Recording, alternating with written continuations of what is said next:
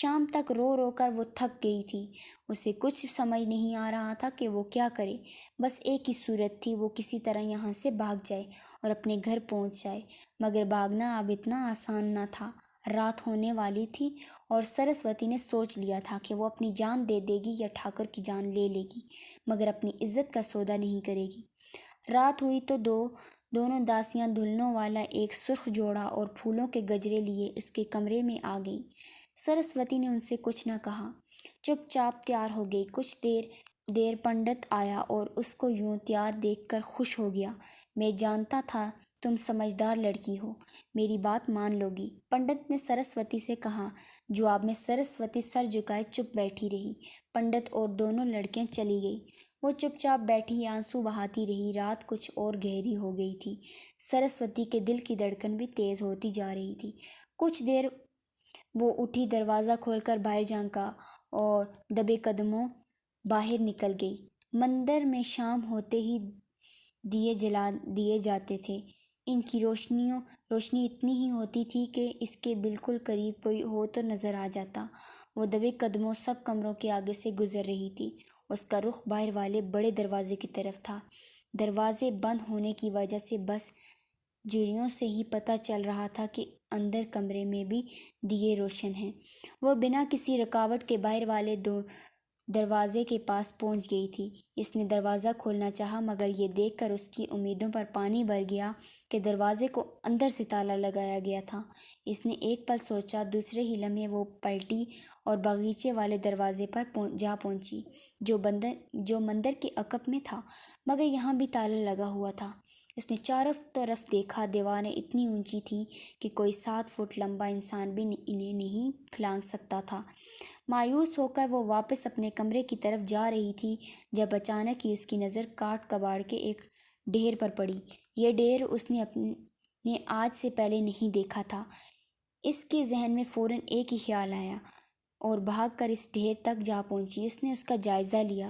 اس نے ایک پل ہڈیوں میں اترتی سردی کے بارے میں سوچا اور پھر کاٹ کباڑ کو ہٹا کر اس کے نیچے اپنے لیے جگہ بنائی اور وہاں لیٹ کر کاٹ کباڑ کو اپنے اوپر ڈال لیا۔ اسے اب صبح ہونے کا انتظار تھا۔ آدھی رات کا وقت ہوگا جب مندر کا باہر والا دروازہ بجا۔ پنڈت شاید اسی دستک کے انتظار میں تھا اور وہ فوراً اپنے کمرے سے نکلا اور دروازے کے انداز میں دروازے تک پہنچا۔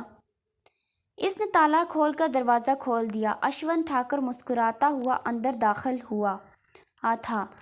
پنڈت نے جھک کر اسے پرنام کیا اور اپنے ساتھ لے کر کمرے میں واپس آ گیا۔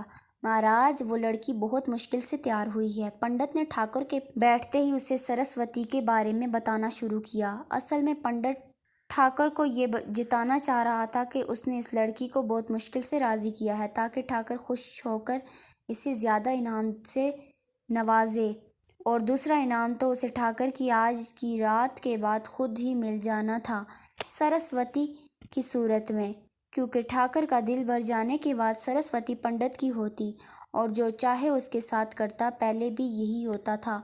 ہر پھنسنے والی لڑکی اشونت کے بعد پنڈت کا دل بہلاتی تھی اور بعد میں اس کو راستے سے ہٹا دیا جاتا تھا۔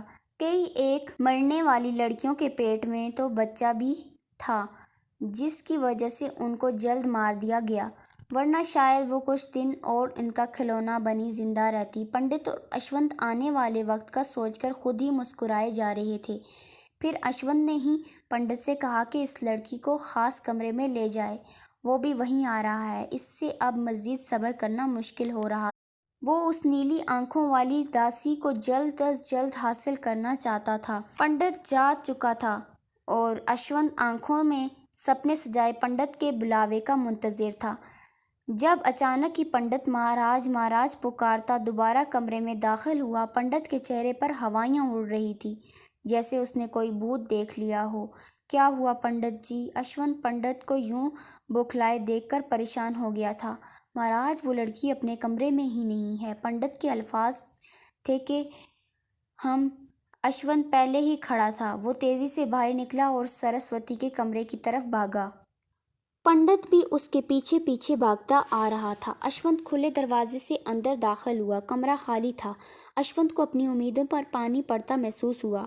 वो क्या कुछ सोच कर आया था, और यहाँ तो वो लड़की ही नहीं है जिसका जिस्म हासिल करने के सपने वो बुनता आया था। पंडित जी, वो कहाँ गई? कहाँ? वो पंडित की तरफ मुड़ा। और कैसे गई? आ आप लोग क्या दारू पीकर सो रहे थे? झिंझलाहट में वो पंडित से सवाल पे सवाल किए जा रहा था। पंडित के पास उसके किसी सवाल का जवाब नहीं था। महाराज, उसे तैयार करके दासियां और मैं अपने कमरे में चले गए थे। दारू का तो एक घूंट भी हराम है मुझ पे आज। वो तो आपके लिए रखी हुई थी। पंडित ने अपनी सफाई दी। महाराज, मंदिर के बाहर वाले दरवाजे का तो ताला लगा हुआ था। वो बाहर कैसे गई?